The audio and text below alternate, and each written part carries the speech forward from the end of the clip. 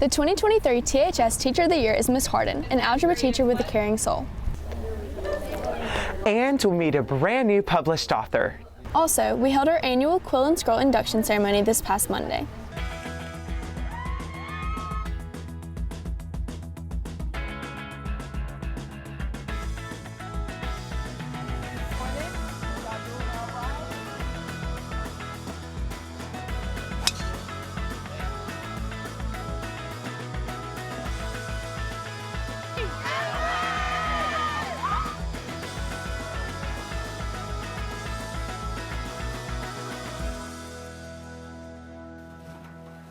Welcome back to another episode of WTHS News. I'm Anna Grant Kahlstorf.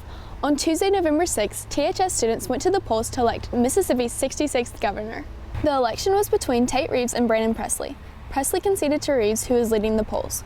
Students who are at least 18 and registered were able to vote for the first time. I finally felt like an adult, and it was amazing to be able to choose who to vote for, and it was just a really good experience.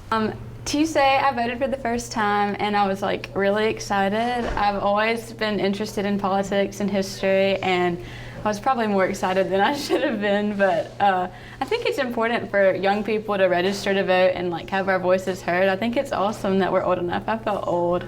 Participating in the voting process is an important way to express your view as an American citizen. Although only some of our students can vote, all students who drive must get a parking decal. Since THS has a huge campus, who comes on and off campus can be a real safety issue. Vehicles that don't have a decal can receive a ticket of at least $10, and in some cases, the vehicle can be towed. Decals are $5, which makes them easier to pay for than a ticket. If you wish to purchase a decal, you can see Officer Don June during lunch on Tuesdays and Thursdays. It helps us to, regulate who comes on and off this campus. When we go around looking at cars and somebody who's not supposed to be here, it's an extreme safety issue. Not a lot of people realize that, but we are here to try to keep the school safe and the wrong people from coming on campus. Be sure to get a parking decal and keep our campus safe. Our campus thrives when we have teachers that make a difference. Morgan highlights this year's THS Teacher of the Year in her humble spirit. Here at Tupelo High School, there are many amazing teachers. Our very own Algebra 1 teacher, Miss Harden, has been awarded Teacher of the Year.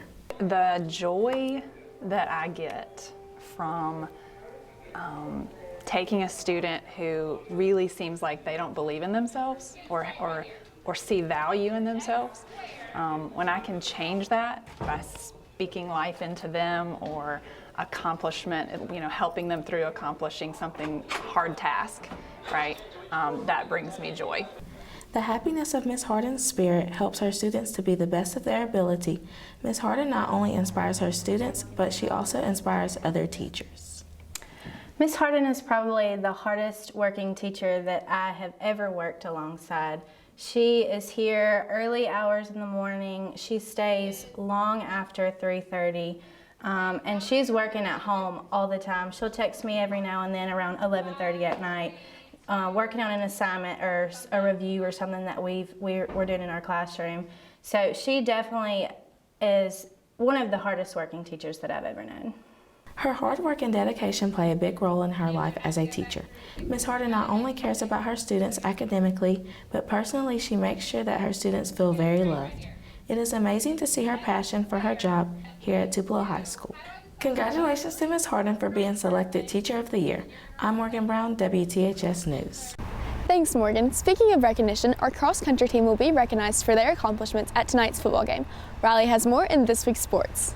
Hey everyone, I'm Rylie Robinson, and welcome back to this week's sports.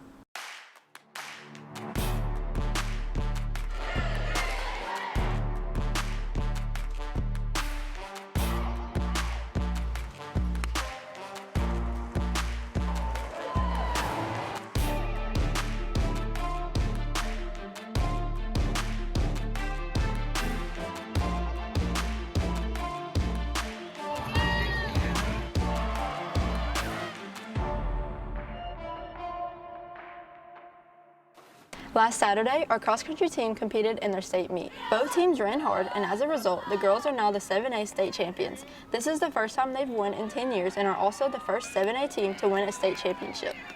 So happy for the girls. They've put in so much work just for this moment, and so I was just pretty much excited for them. I felt pretty tense because it's state, so I was pretty nervous, but I was really like, I was excited. Like it was like excited nerves, you know, because I wanted to see how we'd end up like as a team. The boys came in second and are now the state runners-up. Congratulations to our top runners, Taylor Brown and Sophie Santucci, for placing second overall, and Andrew Brown and Brooklyn Morgan for placing third. I mean, I was happy that I got the chance to run, but I was also kind of sad. You know, as team captain, you've got a lot of people who look up to you, and that's really sad, thinking that like it's your last race and that you won't have another one. But it was just the mixed emotions because I was happy that I was getting the race for the team, but it's also sad thinking that like this is the last chance. The race, honestly, it was really fun and it didn't feel too hard. We weren't really running that fast the first 2 miles. We were running close to like tempo pace, so it was pretty relaxed, and I was just waiting for the last 1K. As the cross-country season has come to an end, many of our sports teams have competed in their first few games. The bowling team competed in their first 2 matches. On Tuesday, they competed against East Union and Pontotoc. The girls beat both teams and were the overall winner. The guys beat Pontotoc but lost against East Union. On Thursday, they competed against West Union. The soccer team is also kicking off their season. On Tuesday, they played at Corinth. Both teams won, with the girls winning with a score of 2-0 and the guys 4-2. Since this is my last season as a senior, and we'll be wrapping things up in early 2024, my main goals are to just get better and to have fun and to just enjoy every moment of it. Speaking of soccer, the girls team has recently gotten a new coach. Caleigh has more. This year, Lady Wave Soccer got a new addition to the team. Coach Shelly Miller is coming back to the position after a 10-year break. From the years 2003 to 2014, her team went to 5 state championship games and won 2 overall state championships. Coach Miller is hoping she can be a positive influence and instill good qualities in her players. More than anything, my goal is to create hardworking, positive influences through my players throughout the school. I want the school to look at them and be like, oh, they're soccer players, because they know in the classroom they're putting forth max effort. Outside of school, at their jobs, wherever they may be, it's maximum effort. To push the players to make an effort, Coach Miller reintroduced the concept of fitness tests to the team this year. She explains why they make a positive impact on the team. The fitness tests bring a sense of mental toughness to the players that I think a lot of players don't have these days. I try to teach the girls to talk to themselves instead of listening to themselves. So when their bodies are saying quit, quit, quit, I want their mind saying you can keep going. Players can use the skills from the fitness test to make even bigger impressions on the field. While every player on the team is valuable, Coach Miller gets to coach truly one of her own, her daughter Dylan. Dylan loves being able to talk soccer with her mom, but something she values more than that is the positive environment on the soccer team. Well, everybody's really encouraging and nice and always there for you. Coach Miller may be a new addition, but her impact is already reaching the players. She's a really good coach, and I think she's probably the best coach we've had so far, and I really enjoy her being our coach. What makes Coach Miller an excellent coach is how strongly she emphasizes the importance of teamwork. So just watching the team progress from being a lot of individual players that are very talented in themselves to being a team of players that are talented together. The team may work hard, but Coach says it's all about becoming their best self so that everyone can make a difference. Be sure to come out to the Blue Turf November 14th to support their first home game against Oxford. I'm Kayley Martin, WTHS News.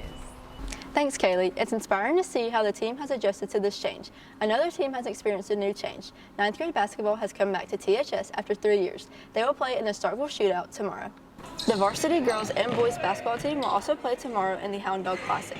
The girls will play against Pleasant Grove at 7 and the guys will play against South Pontotoc at 8:30. Football will play in the first round of playoffs tonight here at 7 against DeSoto Central, so make sure you come out and cheer on the Wave. That's all for this week's sports. I'm Rylie Robinson, WTHS Sports Media.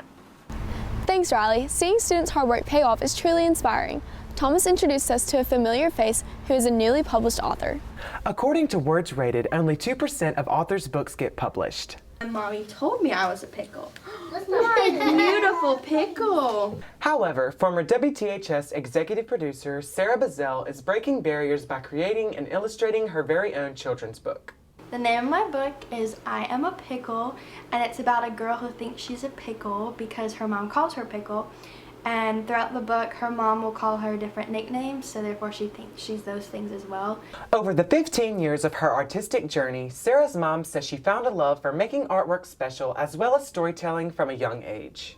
Sarah has been writing and drawing since she was very little. She loved to tell stories. She always had her sisters listen to her stories with her Barbies or stuffed animals, and then she began to write them down as she was older.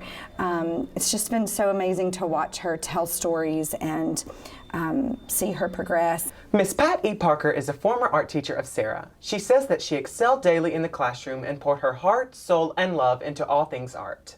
Sarah took my class the year after COVID. She was in the 10th grade, and every project she did her absolute best to just strengthen her skills with everything she did.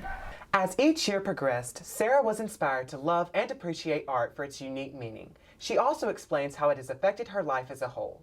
Well, I started doing art because my grandfather is an artist. He did art overseas. And one day he was like, I'm going to give you art lessons. And I was like, okay, I got it. I had been taking art in elementary school along with everybody else. But then when he showed me the beauty of seeing nature and being able to put that onto paper, it really stuck with me. With full gratitude, Sarah is attending Arizona State Online. She is majoring in art education and hopes to become an art teacher. Sarah is now working full speed ahead on designing a brand new book to add to her collection. I'm Thomas Roper, WTHS News. Thanks, Thomas. It is great to see a THS alum achieve great heights.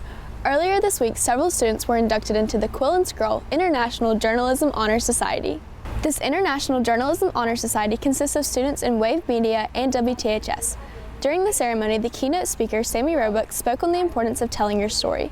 As a reporter for WTVA, she shared her experience.